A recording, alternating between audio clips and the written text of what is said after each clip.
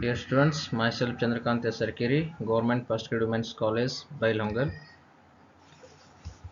and this is BCom 6th semester Financial Service 4th model of the chapter is dematerialization. So after discussing this class, what are the outcome of this class? We'll study in this class scope of dematerialization, process of dematerialization, merits and demerits dematerialization, meaning and features of rematerialization, process of rematerialization. After the completion of this class, you will come to know that these all the concepts about dematerialization and rematerialization. So first we'll discuss scope of dematerialization. So first point is scriptless trading. ನಾನು earlier class ನಲ್ಲಿ discuss ಮಾಡಿದ ಹಾಗೆ, so earlier we are having the physical share certificate.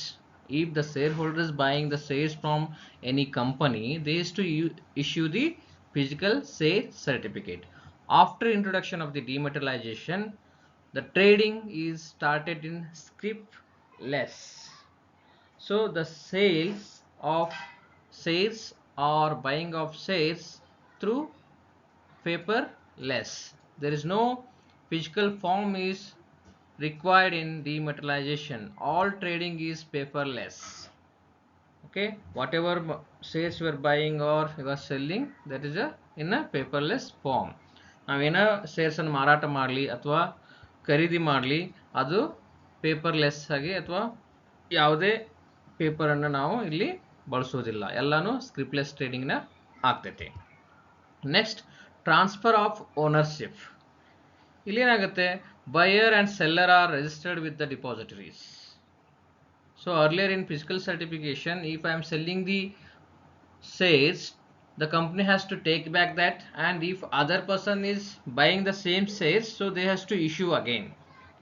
So there is a delay in process. They have to take back the share certificate from the seller, and again they have to issue that shares to buyer. So there is a ownership transfer was very delay. So here what happened, all the buyers and sellers are registered with the depositories. So immediately once he sells the material, once he sells the shares, he the ownership is that immediately will get transferred to the buyer, because all account holders are under one roof. ಎಲ್ಲರೂ ಏನು ಮಾಡ್ತಾರೆ, ಎಲ್ಲ share holders buyer ಆಗಲಿ sellers ಆಗಲಿ ಅವರೆಲ್ಲರೂ ಡಿಪಾಸಿಟರ್ ಕಡೆ account ಇರೋದ್ರಿಂದ sale ಆಗಲಿ ಬಾಯ್ ಆಗಲಿ ಇಮಿಡಿಯೇಟ್ ಏನಾಗುತ್ತೆ, ಆ ಓನರ್ಶಿಪ್ಪು ಇನ್ನೊಬ್ಬರಿಗೆ ಟ್ರಾನ್ಸ್ಫರ್ ಆಗಿಬಿಡುತ್ತೆ. ಸೊ ಇದರಿಂದ ಏನಾಗುತ್ತೆ, the speed of the ownership transfer is very fast. Next, electronic mode. Electronic mode ಇಲ್ಲಿ ಏನು ಸೇಲ್ ಬಾಯ್ ಆಗ್ತವೆ ಆಮೇಲೆ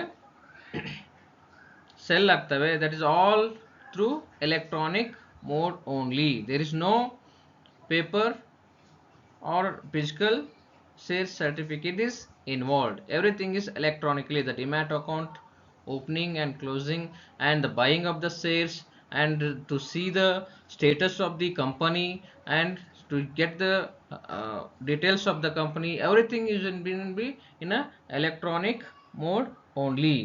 So no shares are held in physical form. ಯಾವ ಷೇರುಗಳು ಫಿಸಿಕಲ್ ಫಾರ್ಮ್ ನಲ್ಲಿ ಇರುವುದಿಲ್ಲ, ಎಲ್ಲಾನು ಎಲೆಕ್ಟ್ರಾನಿಕ್ ಮೋಡ್ ನಲ್ಲೇ ಇರುತ್ತೆ. There is a statement how much shares you can buy, how much shares you can sell. So there is a statement will be available in the electronic mode only. So what happen if you go to bank, there will be a credit, there will be a debit. So if you are depositing the amount in passbook, it will says in a credit side. So if you are withdrawing the amount, it will see in a debit side. Same thing if you are selling the shares, so that sales will be shown in the debit side. So once you buying the, so that will show in the credit side. So same thing in electronic form, whatever shares are there in your account, how much you are sold, how much you are bought, So everything will be shown in the electronic mode. These are the 3 points of scope of dematerialization. Now in this slide we will discuss process of dematerialization. How the process of dematerialization. First, open a demat account. So whoever want to do the selling and buying of the shares in share market, they have to open the demat account with the depositories. So in earlier slides I have shown that the companies involved in demat account, for example Axis Bank, SBI, Geodas, Sharekhan, Geojit, Carway, these are all providing the facilities of demat account. So you can open the demat account if you want to do the selling and buying of the shares. ಯಾರೇ ಮಾರಾಟ ಮಾಡಬೇಕಾಗಿತ್ತು ಅಂದ್ರೆ sale ಮಾಡಬೇಕಾಗಿತ್ತು ಅಂತಂದ್ರೆ ಇನ್ನು ಏನು mention ಮಾಡಿದಿನಲ್ಲ ಆ ಕಂಪ್ನಿಯಲ್ಲಿ ಅವರು ಡಿಮ್ಯಾಟ್ ಅಕೌಂಟನ್ನು ಓಪನ್ ಮಾಡಬೇಕಾಗತ್ತೆ. Then filling up dematerialise request form. So dematerialisation ಏನಾದರೂ ಮಾಡಬೇಕಾಗಿತ್ತು ಅಂತಂದ್ರೆ ಅವರು ಒಂದು ರಿಕ್ವೆಸ್ಟ್ ಫಾರ್ಮನ್ನು ತುಂಬಿ ಕಳಿಸ್ಬೇಕು. ಆ ನೀವು filling up dematerialise request form ತುಂಬಿದ ನಂತರ ಅದು ವೆರಿಫಿಕೇಶನ್ ಆಫ್ DRF, ಅದು ಕರೆಕ್ಟ್ ಆಗಿದೆ ಇಲ್ಲ, ನಿಮ್ಮ ಪ್ಯಾನ್ ನಂಬರ್ ಕರೆಕ್ಟ್ ಮೆನ್ಷನ್ ಮಾಡಿದಿರಿಲ್ಲ ಅಥವಾ ನಿಮ್ಮ ಅಕೌಂಟ್ ನಂಬರ್ ಕರೆಕ್ಟಾಗಿ ಮೆನ್ಷನ್ ಮಾಡಿದಿರಿಲ್ಲೋ, ಸೊ ಯುವರ್ ನೇಮ್, ಆ ಫಾರ್ಮ್ನಲ್ಲಿ ನಿಮ್ಗೆ ಏನೇನು ಇನ್ಫಾರ್ಮೇಷನ್ ಕೇಳಿರ್ತಾರೆ ಅದನ್ನೆಲ್ಲ ನೀವು ಕರೆಕ್ಟಾಗಿ ತುಂಬಿರಿ ಇಲ್ಲೋ ಅಂತ ಹೇಳಿ there will be a verification of dematerialisation request form. Then making of dematerialisation request by DP. ಅವಾಗ ಏನು ಮಾಡ್ತಾರೆ, ಡಿಪಾಸಿಟರಿ ಪಾರ್ಟಿಸಿಪೆಂಟ್ಸ್ ಏನು ಮಾಡ್ತಾರೆ, ಅವರು ಡಿಮೆಟಲೈಸ್ ರಿಕ್ವೆಸ್ಟನ್ನು ಚೆಕ್ ಮಾಡಿ ಅದನ್ನು ರಿಕ್ವೆಸ್ಟನ್ನು ಫಾರ್ವರ್ಡ್ ಮಾಡ್ತಾರೆ. Then verification approval of dematerialisation by company. ಇದೇನು ಮಾಡ್ತಾರೆ, ನೀವು ಡಿಮೆಟಲೈಸೇಷನ್ಗೆ ಏನು ರಿಕ್ವೆಸ್ಟ್ ಮಾಡಿರ್ತೀರಿ, ಯಾವ ಕಂಪ್ನಿ ಶೇರ್ಸ್ ಇರ್ತವೆ ಆ ಕಂಪ್ನಿ ಶೇರ್ಸ್ನವರು ಆ ಡಿಮೆಟಲೈಸೇಷನ್ ಫಾರ್ಮನ್ನು ತೆಗೆದುಕೊಂಡು ಇವು ನಮ್ಮ ಕಂಪ್ನಿ ಅದಾವಿಲ್ಲ, how many shares are there, what is the value of the shares, so everything will be checked by the company. Then credit of shares in investors demat account. ಈ ಪ್ರೊಸೆಸ್ನಲ್ಲಿ ಏನು ಹೇಳುತ್ತೆ, ನೀವು if you are having a physical form of share certificates, how that has to be dematerialised. First thing you have to open a demat account, then you have to fill ಡಿಮೆಟಲೈಸೇಷನ್ request form. ಅದರಲ್ಲಿ ಈ company shares ಇಷ್ಟೊಂದಿದ್ದಾವೆ, 10 share, for example Tata company 10 shares ಇದ್ದಾವೆ, ಅವು ಕೂಡ ನಾನು I want to convert that into an dematerialisation form, ಅವು ಭೌತಿಕರಣ ಮೋಡ್ನಲ್ಲಿ ನಾನು ಟ್ರಾನ್ಸ್ಫರ್ ಮಾಡಬೇಕಾಗೈತೆ ಅಂದಾಗ ನೀವು DRF ತುಂಬಿಕೊಡ್ತೀರಿ. ನಂತರ DRFನಲ್ಲಿ ತುಂಬಿದಂಥ ಇನ್ಫಾರ್ಮೇಷನ್ ಕರೆಕ್ಟ್ ಅದೇ ಇಲ್ಲೋ ಅಂತೇಳಿ ಅದನ್ನು ಚೆಕ್ ಮಾಡ್ತಾರೆ. ಅದಾದ ನಂತರ ಡಿಪಾಸಿಟರಿ ಪಾರ್ಟಿಸಿಪೆಂಟ್ಸ್ ಏನು ಮಾಡ್ತಾರೆ, ಅದನ್ನು ರಿಕ್ವೆಸ್ಟನ್ನ ಅಕ್ಸೆಪ್ಟ್ ಮಾಡ್ತಾರೆ. ಅದನ್ನು ರಿಕ್ವೆಸ್ಟನ್ನು ಅಕ್ಸೆಪ್ಟ್ ಮಾಡಿದ ಮೇಲೆ ಅದನ್ನು depository participants is sending that form to for verification company ಕಳಿಸ್ತಾನೆ. ಈಗ ಟಾಟಾ ಕಂಪ್ನಿದಿದ್ದಂದ್ರೆ ಟಾಟಾ ಕಂಪ್ನಿ ಕಳಿಸ್ತಾರೆ, ವಿಪ್ರೋದಿತ್ತಂದರೆ ವಿಪ್ರೋ ಕಂಪ್ನಿ ಕಳಿಸ್ತಾರೆ, ಇನ್ಫೋಸಿಸ್ ಇತ್ತಂದ್ರೆ ಇನ್ಫೋಸಿಸ್ಗೆ ಕಳಿಸ್ತಾರೆ. ಅವರೆಲ್ಲ ಅದನ್ನ ಡೀಟೇಲ್ಸ್ ಎಲ್ಲ ವೆರಿಫೈ ಮಾಡಿ, ಹೆಸರು, ಎಷ್ಟು ಶೇರ್ಸ್ ಇದ್ದಾವೆ, ವಾಟ್ ಇಸ್ ದ ವ್ಯಾಲ್ಯೂ, ಅದನ್ನೆಲ್ಲ ಚೆಕ್ ಮಾಡಿ ಅದು ಕರೆಕ್ಟಾಗಿ ಇತ್ತು ಅಂತಂದ್ರೆ, ಟಾಟಾ ಕಂಪ್ನಿಯವ್ರು 10 ಶೇರ್ ಇದ್ದು ಅಂತಂದ್ರೆ ಅದನ್ನು ಡಿಮ್ಯಾಟ್ ಅಕೌಂಟಿಗೆ ಕನ್ವರ್ಟ್ ಮಾಡ್ತಾರೆ ಥ್ರೂ ಎಲೆಕ್ಟ್ರಾನಿಕ್ ಮೋಡ್. ಇನ್ಫೋಸಿಸ್ 10 ಇದ್ದು ಇನ್ಫೋಸಿಸ್ 10 ಫಿಸಿಕಲ್ ಸರ್ಟಿಫಿಕೇಟ್ನ ಡಿಸ್ಟ್ರಾಯ್ ಮಾಡಿ that is converting to electronic mode. So this is the process of dematerialization.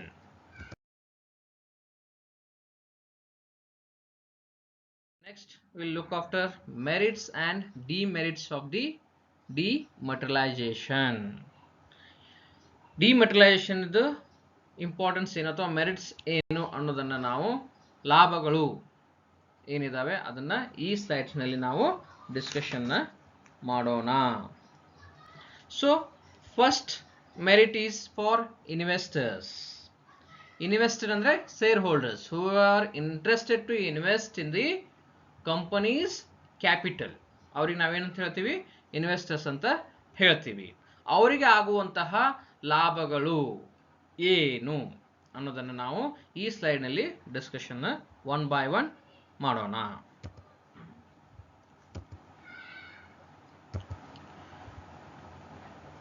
First point, trading in any smaller lots. Trading in any smaller lots. ಇದು ಇನ್ವೆಸ್ಟರ್ನ ಮೊದಲ merit. Earlier ಏನಿತ್ತು, minimum 50 ಶೇರ್ಸನ್ನು ನೀವು ಕೊಂಡುಕೊಳ್ಬೇಕು ಅಂತ ರೂಲ್ ಇತ್ತು. ಈಗ ಇಲ್ಲ, you can buy 1 share also. ನೀವು ಯಾವುದೇ ಕಂಪ್ನಿ ಶೇರ್ಸನ್ನು ನೀವು ಬೈ ಮಾಡಬೇಕಾಗಿತ್ತು ಅಂತಂದ್ರೆ ನೀವು ಒಂದು ಶೇರನ್ನಾದರೂ ತಗೋಬಹುದು, ನೀವು more than 100 more than 1000 shares also you can buy. ಈ ಅವಕಾಶ ಇರೋದ್ರಿಂದ ಏನಾಗ್ತದೆ, small investor can also plan to invest his money in the bigger companies. Small ಲಾಟ್ಸ್ನಲ್ಲಿ ಶೇರ್ಸ್ಗಳನ್ನು ತಗೊಳ್ಳುವಂಥ ಅವಕಾಶ ಇರೋದ್ರಿಂದ ಅವನು ಎಲ್ಲ ಕಂಪ್ನಿಗಳಲ್ಲಿ ತನ್ನ ದುಡ್ಡನ್ನು ಸ್ವಲ್ಪವಾಗಿ ಇನ್ವೆಸ್ಟ್ಮೆಂಟ್ ಮಾಡಬಹುದು. Then free transfer. ಈ ಡಿಮೆಟಲೈಸೇಷನ್ ಆದ ನಂತರ ನಾನು earlier I have already explain, there is a stamp duty when there is a physical share certificates. ನಾವು ಸ್ಟಾಂಪ್ ಡ್ಯೂಟಿ ತುಂಬಕ್ಕಾಗ್ತಿತ್ತು. ಆದರೆ ಡಿಮೆಟಲೈಸೇಷನ್ ಆದ ನಂತರ ಇಲ್ಲಿ ನೀವು ಬೈ ಮಾಡಿದಿರಿ ಅಂತಂದ್ರೆ ಫ್ರೀ ಟ್ರಾನ್ಸ್ಫರ್ ಆಗುತ್ತೆ, ಸೇಲ್ ಮಾಡಿದಿರಿ ಅಂತಂದ್ರೂ ಫ್ರೀ ಟ್ರಾನ್ಸ್ಫರ್ ಆಗುತ್ತೆ. There is no stamp duty in this buying and selling of the shares. Next, removal of physical movement drawbacks.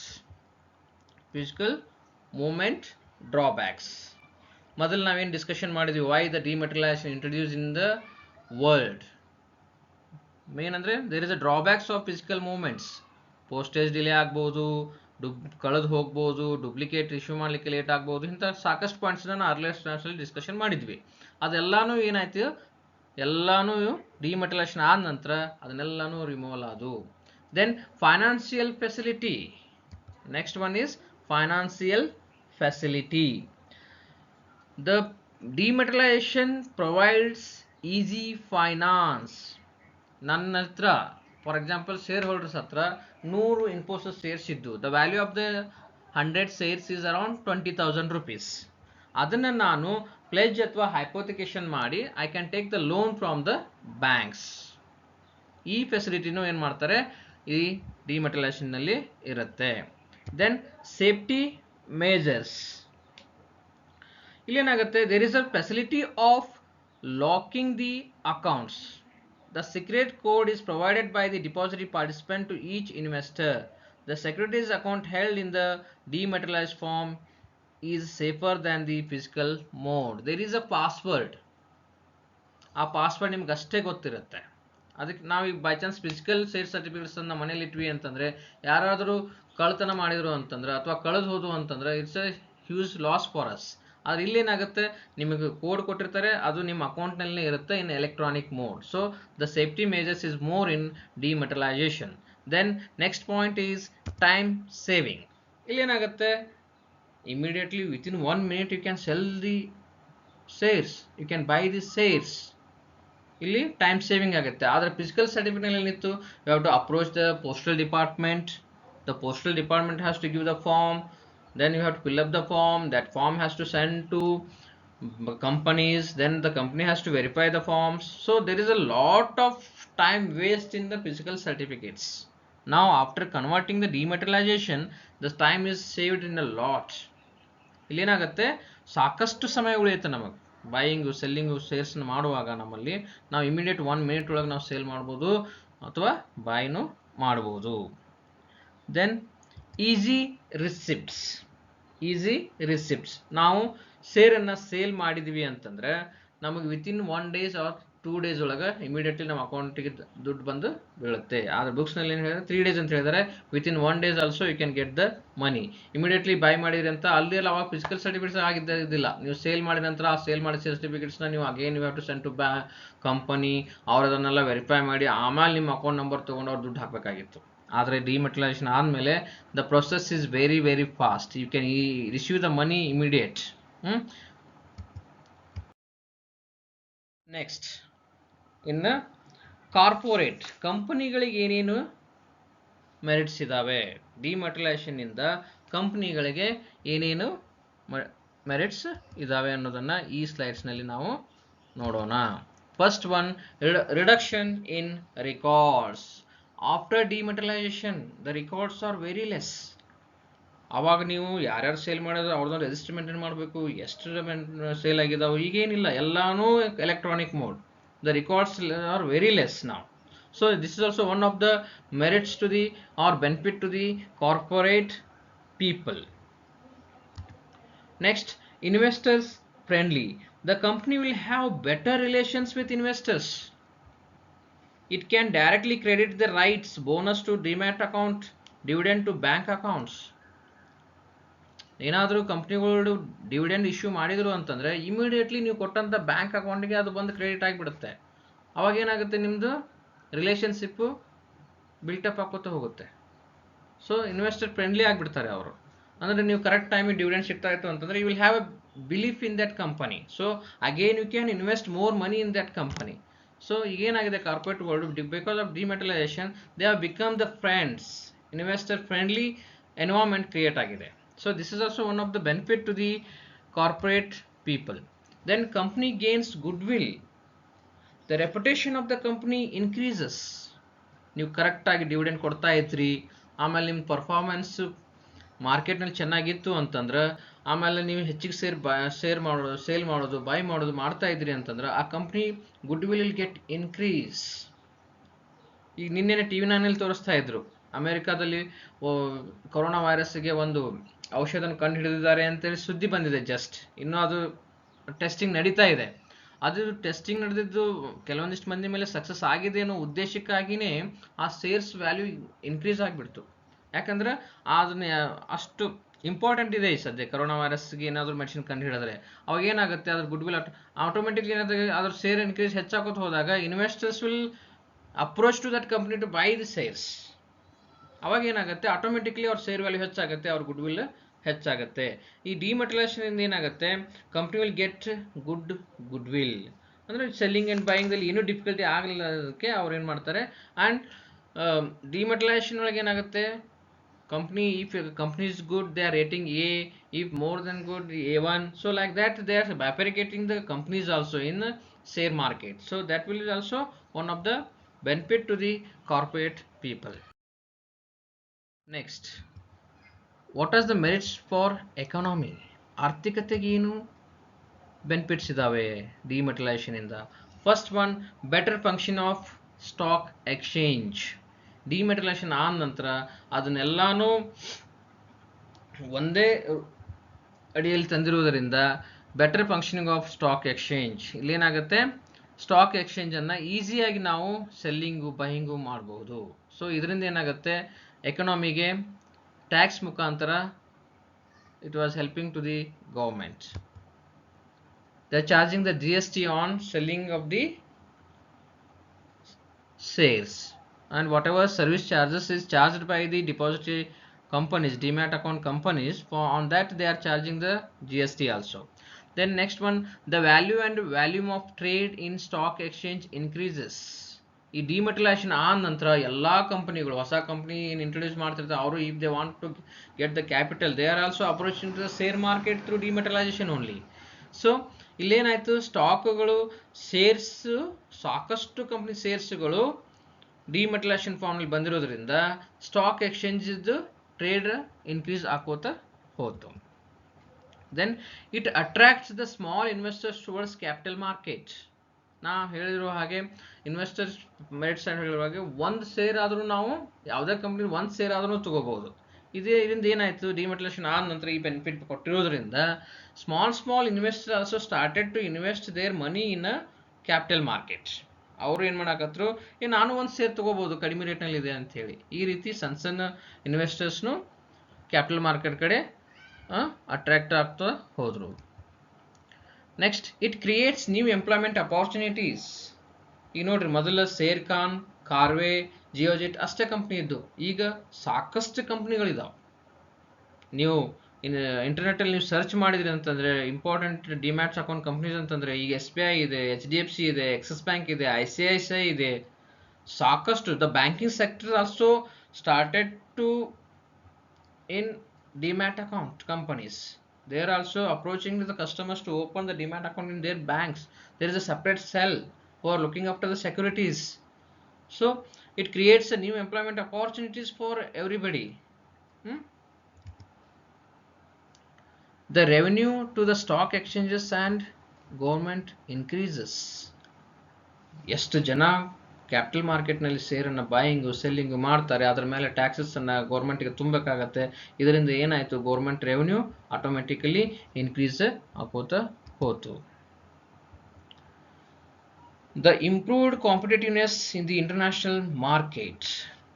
ಈಗ ನಾವು ಇಂಟರ್ನ್ಯಾಷನಲ್ ಮಾರ್ಕೆಟ್ನಲ್ಲಿನೂ ನಾವು ಶೇರ್ ಕ್ಯಾಪಿಟಲ್ನ ನಾವು ಬೈ ಮಾಡ್ಬೋದು, ಸೇಲ್ ಮಾಡ್ಬೋದು. ಇದರಿಂದ ಏನಾಯಿತು, ಕಾಂಪಿಟೇಟಿವ್ನೆಸ್ ಇಂಟರ್ನ್ಯಾಷನಲ್ ಮಾರ್ಕೆಟ್ ಒಳಗೆ ಹೆಚ್ಚು ಆಕೋತ ಹೋತು. So the dematerialisation. ಇನ್ನು ಎಲ್ಲ ಮೆರಿಟ್ ಇರ್ತಾವಂತ, ಅದಕ್ಕೆ ಡಿಮೆರಿಟು ಇರ್ತವೆ. So what are the demerits of demetalization? Technical failure. Sometimes there will be a technical failure. ಎಲ್ಲ ಶೇರ್ ಹೋಲ್ಡರ್ಸ್ ಒಂದೇ ಟೈಮಿಗೆ ಶೇರ್ ಬೈ ಮಾಡೋದು, ಸೇಲ್ ಮಾಡೋದಾದ್ರೆ ಆ ಟೈಮ್ದಲ್ಲಿ ಏನಾಗುತ್ತೆ, ಸ್ವಲ್ಪ ಸರ್ವರ್ ಬಿಜಿ ಬರೋ ಚಾನ್ಸಸ್ ಇರುತ್ತೆ. ಅಥವಾ ಸರ್ವರ್ ಮೇಲೆ ಲೋಡ್ ಆಯಿತು ಅಂತಂದರೆ ಅದರ ಏನಾಗುತ್ತೆ, ಟೆಕ್ನಿಕಲ್ ಫೇಲ್ಯೂರ್ ಆಗೋ ಚಾನ್ಸಸ್ಸು ಇರುತ್ತೆ. Then wrong postings. Sometimes it will happen, but it's very rare, I don't know. ಆದರೆ ರಾಂಗ್ ಪೋಸ್ಟಿಂಗ್ ಆಗೋದು ಭಾಳ ಕಡಿಮೆ. ಯಾಕಂದರೆ ಡಿಮೆಟಲೈಸೇಷನ್ ಆದ ನಂತರ, ಕಂಪ್ಯೂಟರ್ ಎಲೆಕ್ಟ್ರಾನಿಕ್ ಮೋಡ್ ಆದ ನಂತರ ಇದು ಸ್ವಲ್ಪ ಪ್ರಾಬ್ಲಮ್ಸ್ ಕಡಿಮೆ ಇದೆ. ಆದರೂ sometimes it will happen. ಈಗ ಎ ಬೈ ಮಾಡಿದ್ದ ಅಂತಂದ್ರೆ ಬಿಗೂ ಕ್ರೆಡಿಟ್ ಆಗಿರಬಹುದು.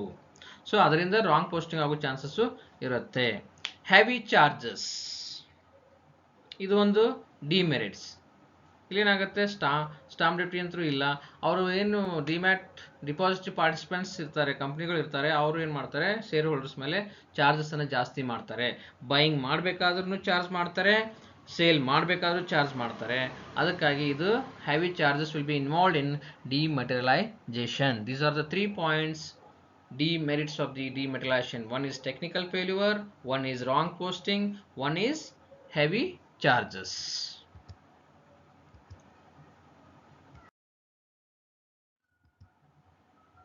ಈಗ ನಾವು ನೆಕ್ಸ್ಟ್ ಇನ್ನೊಂದು ರಿಮಟೀರಿಯಲೈಜೇಷನ್ ಅನ್ನೋ ಕಾನ್ಸೆಪ್ಟನ್ನು ಈ ಕ್ಲಾಸ್ನಲ್ಲಿನೇ ನೋಡ. ಮೀನಿಂಗ್, ರಿಮಟೀರಿಯಲೈಸೇಷನ್ ಅಂದ್ರೆ ಏನು? It's just opposite to dematerialisation. ಇದು ಡಿಮೆಟಲೈಸೇಷನ್ ಪ್ರೊಸೆಸ್ನ ವಿರೋಧವಾಗಿ ಇರುತ್ತೆ. Rematerialisation is just opposite of dematerialisation. ಇದು just opposite to dematerialisation. Here the shares held in electronic form are converted into physical form. Dematerialisation ಆದಂಥ ಶೇರ್ಗಳನ್ನು ಮತ್ತೆ ಫಿಸಿಕಲ್ ಫಾರ್ಮ್ನಲ್ಲಿ ಕನ್ವರ್ಟ್ ಮಾಡೋದಕ್ಕೆ ನಾವೇನು ಹೇಳ್ತೀವಿ, ರಿಮಟೀರಿಯಲೈಸೇಷನ್ ಅಂತ ಹೇಳ್ತೀವಿ. In some cases the investor may wish to hold the shares in physical form. ಏನಾಗುತ್ತೆ, physical ಫಾರ್ಮ್ನಲ್ಲಿ ಯಾರಾದರೂ ಶೇರ್ಸ್ ನಮ್ಗೆ ಫಿಸಿಕಲ್ ಫಾರ್ಮ್ನಲ್ಲಿ ಬೇಕಂದಾಗ ಡಿಮೆಟಲೈಸೇಷನ್ ಶೇರ್ಸನ್ನು ರಿಮಟೀರಿಯಲೈಸ್ ಅಂದರೆ ಫಿಸಿಕಲ್ ಫಾರ್ಮ್ನಲ್ಲಿ ಕನ್ವರ್ಟ್ ಮಾಡಲಿಕ್ಕೆ ಈ ರಿಮಟೀರಿಯಲೈಸೇಷನ್ ಕಾನ್ಸೆಪ್ಟ್ನಲ್ಲಿ ಅವಕಾಶ ಇದೆ. ಸೊ ಡಿಮೆಟಲೈಸೇಷನ್ ಅಂದ್ರೆ ಏನು? Converting physical shares into electronic shares. Electronic mode ಮುಖಾಂತರ ಎಲೆಕ್ಟ್ರಾನಿಕ್ ಫಾರ್ಮ್ನಲ್ಲಿ ಕನ್ವರ್ಟ್ ಮಾಡೋದು. ಆದರೆ ರಿಮಟೀರಿಯಲೈಸೇಷನ್ ಅಂದ್ರೇನು? Here the electronic form shares will be converted into physical form. This is the meaning of rematerialization.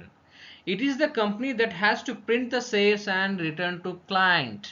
ಯಾರು ರಿಮಟೀರಿಯಲೈಸೇಷನ್ಗೆ ರಿಕ್ವೆಸ್ಟ್ ಮಾಡಿರ್ತಾರೆ ಆ ಕಂಪನಿ ಶೇರ್ಗಳನ್ನು ಪ್ರಿಂಟ್ ಮಾಡಿ ಫಿಸಿಕಲ್ ರೂಪದಲ್ಲಿ ಅದನ್ನು ಕ್ಲೈಂಟ್ಗೆ ರಿಟರ್ನ್ ಮಾಡೋದಕ್ಕೆ ನಾವೇನು ಹೇಳ್ತೀವಿ, ರಿಮಟೀರಿಯಲೈಸೇಷನ್. ಇದು ಫೀಚರ್ಸ್ ಏನು? A client can rematerialize his dematerialized holdings at any point of time. ಇಲ್ಲೇನಾಗುತ್ತೆ, ಕ್ಲೈಂಟ್ಗೆ ತನಗೆ ಬೇಕಾದಾಗ ತನ್ನ ಎಲೆಕ್ಟ್ರಾನಿಕ್ ಫಾರ್ಮ್ನಲ್ಲಿರುವಂತಹ ಶೇರುಗಳನ್ನು ಅವನು ರಿಮಟೀರಿಯಲೈಸ್ ಅಥವಾ ಫಿಸಿಕಲ್ ಫಾರ್ಮ್ನಲ್ಲಿ ಕನ್ವರ್ಟ್ ಆಗಿ ಮಾಡ್ಕೋಬಹುದು. The dematerialisation process is completed within 30 days. ಇಲ್ಲಿ ವಿತಿನ್ 30 days ಒಳಗೆ ಪ್ರೊಸೆಸ್ ಮುಗಿತೈತಿ. The securities sent for rematerialization cannot be traded. ಈಗ ಯಾವ ಶೇರ್ ಹೋಲ್ಡರ್ಸು ಯಾವ ಕಂಪ್ನಿ ಶೇರುಗಳನ್ನು ಎಲೆಕ್ಟ್ರಾನಿಕ್ ಫಾರ್ಮ್ನಲ್ಲಿ ಇರುವಂತಹದನ್ನು he wanted to convert in physical form, if he is requested he cannot trade that shares. ರಿಮಟೀರಿಯಲೈಸೇಷನ್ಗೆ ನಾವು request ಮಾಡಿದಂತಹ ಶೇರುಗಳನ್ನು ಸೆಲ್ಲಿಂಗ್ ಮಾಡಲಿಕ್ಕೆ ಬರುವುದಿಲ್ಲ, ಸೇಲ್ಸ್ ಮಾಡಲಿಕ್ಕೆ ಬರುವುದಿಲ್ಲ.